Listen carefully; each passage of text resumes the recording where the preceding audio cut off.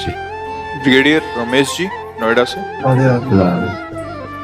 राधे राधे महाराज जी, साष्टांग प्रणाम। महाराज जी, आपकी कृपा से आपका आज्ञाकारी बनने का प्रयास कर रहा हूँ। चूक हो जाती है पर प्रयास में कमी नहीं होती। महाराज जी, दो पहलुओं पर अपने निर्णय पर शंका हो जाती है।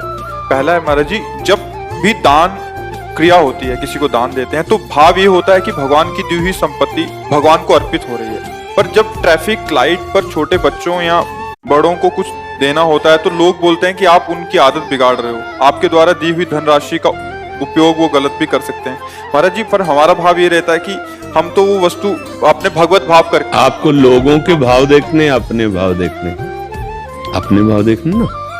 लोग तो कुछ भी किसी को भी कह सकते हैं, लोगों का निर्णय ठीक थोड़ी होता है। लोगों का दर्शन है अपना अपना, उनका दर्शन है। जैसे एक लोग ने कहा कि अगर कोई भूखा तड़प रहा है तो उसका प्रारब्ध है, अगर आप भोजन दोगे तो उसके प्रारब्ध में बाधा पहुंचा रहे हो। कैसा दुष्ट निर्णय है, मतलब कैसा दुष्ट निर्णय है उसका। अब अपने निर्णय में खुशी है। हमको इन बातुल भूत विवश मतवारे, ते नहीं बोले ही वचन विचारे, जिनकर कहा सुनी नहीं काना।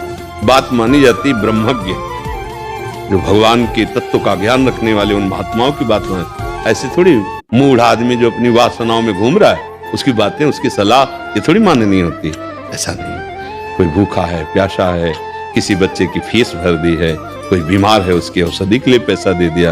आप सरकारी आदमी रहे, आपको पेंशन मिल रही, आप उसका सदुपयोग करें, आनंदित रहिए, किसी ऐसी बातों में नहीं फंसते। दूसरी बात महाराज जी, दूसरा पहलू है कि पूजा की सामग्री जैसे फूल वस्त्र आदि का विसर्जन के बारे में है। यमुना मैया और नदियों में निषेध है, इसलिए हम इस सामग्री को सुरक्षित स्थान पर मिट्टी खोदकर छोटे से। बहुत सुंदर। हाँ, पर वो ऐसी जगह नहीं कि सबके पैर पड़े। जैसे यमुना जी के ऐसे किनारे पहुंच जाइए और वहीं मान लो आपको जल में नहीं डालना, एक हाथ दूर ऐसे खोद दिया अच्छे से और ऐसे करके ऊपर से यमुना जल छिड़क दिया, प्रणाम। अब जब यमुना जी की बाढ़ आएगी तो सबसे हो जाएगा।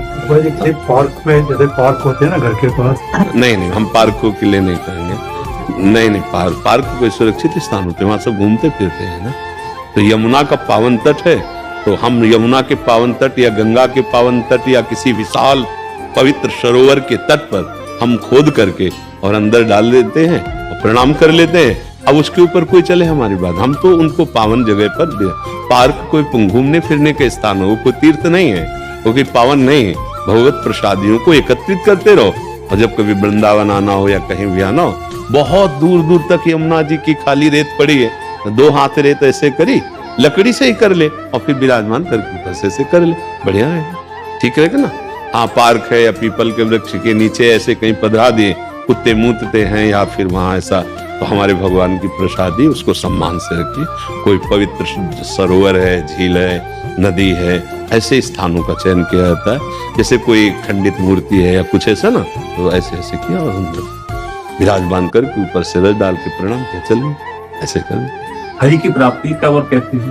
अब कब ये तो हरि जानते हैं, क्योंकि उनको मिलना है, लेकिन कैसे होगी हम जानते हैं, गुरु प्रताप से, ये हम जानते हैं। जिसने सर्वतो भावेन, एक भरोसो, एक बल, एक आस, विश्वास, एक राम घन श्याम हित, चातक तुलसीदास। इसका एक भरोसा, एक ही आशा, केवल भगवान से मिलना है। एक ही चाह तड़प रही है, कब मैं भर नेत्र इनको देखूं, और इनसे विश्वास है मुझे अवश्य मिलेंगे।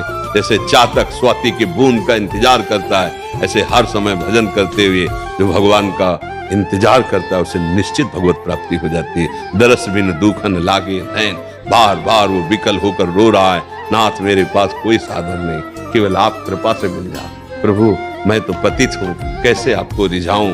अनन्य चेता सततम यो मां स्मरति नित्य सहा, तस्याहं सुलभा पार्थ नित्य युक्तस्य योगिनः। हे अर्जुन, मैं उसके लिए सुलभ हो जाता हूँ, सुलभ माने दर्शन दे देता हूँ, जो मेरा निरंतर भजन करता है। बारी मथे घृत होए बरु, सिकता ते बरु तेल, बिनु हरि भजन न भवतरिय, यह सिद्धांत अपेल। भजन भजन इसमें पैसा लगता है, न किसी के सहयोग की जरूरत है। राधा राधा कृष्ण कृष्ण, भगवान मिल जाएंगे। मिलना कौन चाहता है? अब अंदर से देखो, इतनी चाहते अन्य है कि भगवान से, जिस समय भगवान से मिलने की चाह होगी उस समय कुछ अच्छा नहीं लगता। अब हमारा बस तो है नहीं, हम आकाश को पकड़ना चाहे कैसे पकड़ पाएंगे? तो हम रो सकते हैं। जैसे छोटा बच्चा कुछ चाह करता है तो माँ के आगे रोता ही है ना, तो माँ उसके रोने को मिटाने के लिए फिर माँ प्रयास करती है। ऐसे ही हमारे प्रभु जब हमें देखते हैं, रुर्दु सुश्रम राजन कृष्ण दर्शन लालसा, ये रो रहा है मेरे मिलने के लिए, फिर वो इतने करुणा में है कि वो उसको अनुभव करा देते हैं। वो चाहे तो प्रगट दर्शन दे दें, वो चाहे हृदय में दर्शन दे दें, पर ये चाह तब होती है जब कोई अन्य चाह न रहे। अगर अन्य चाहे हैं तो साथ में भगवत मिलन की चाह नहीं होती, पक्की समझ लो। एक ही ऐसी चाह है, इस चाह के आने के बाद फिर कोई चाह नहीं रहती। देखो, हम तो बड़ा सरल भाव से आपको समझा रहे हैं। एक बच्चा बच्ची यदि शरीर आसक्त हो गए, जिसे प्यार कहते हैं, तो दोनों अगर सच्चाई से आसक्त हो गए तो मरना पसंद करेंगे, बिछुड़ना पसंद नहीं करेंगे। अगर उनको लगा कि मैं बिछुड़ जाऊंगा तो दोनों अपने शरीरों का त्याग कर देते हैं। कितने ऐसे उदाहरण हैं। असत शरीर, वो जानते नहीं एक दूसरे के स्वरूप को, असत शरीर से प्यार किया तो प्राण तिनके के समान हल्के हो गए, और हम सच्चिदानंद से प्यार करते हैं। जरा देखो हमारी हालत क्या है। ये सुविधा, वो भोग, ये चाहत, वो चाहत, मतलब कुछ अभी गड़बड़ है। एक संसारिक प्यार करता है, 20 साल से माँ ने पाला, पूरा वैभव संपत्ति सब उसके पास है, तिनके के समान छोड़ देते। माँ, भाई, परिवार, संपत्ति, रिश्ता, नाता, पद, प्रतिष्ठा, कीर्ति, सब का त्याग करके भाग गए। नहीं भाग जाते? हम प्रभु से प्यार करते हैं, सब बनाए रखना चाहते हैं, परिवार हमारा, संपत्ति हमारी, हमारे प्यार में कुछ अभी गड़बड़ी है, अभी सही कनेक्शन नहीं है। नहीं तो जहां भगवत प्यार उदय होता है तो देखो लौकिक प्यार, वो किस जाति का है, किस कुल का है, क्या नहीं है, कुछ है कि नहीं है, कुछ मतलब नहीं। ये हमें मार डालेगा कि जिंदा रखेगा, कोई मतलब नहीं। पूरा समर्पण हो। तो हम लोग आत्मसमर्पण भगवान को कितना करते हैं, ईमानदारी से देख लो।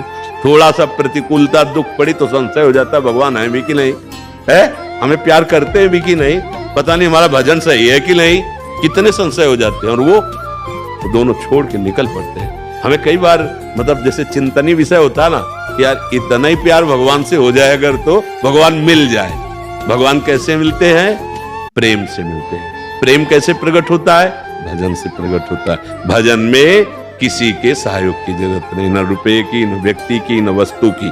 हाँ, अपने सहयोग की जरूरत। राधा राधा अपने को बोलना है, राधा राधा कृष्ण कृष्ण राम हरि, जो गुरुदेव ने नाम दिया खूब नाम जप करो, निश्चित भगवत प्राप्ति हो जाएगी। ठीक है।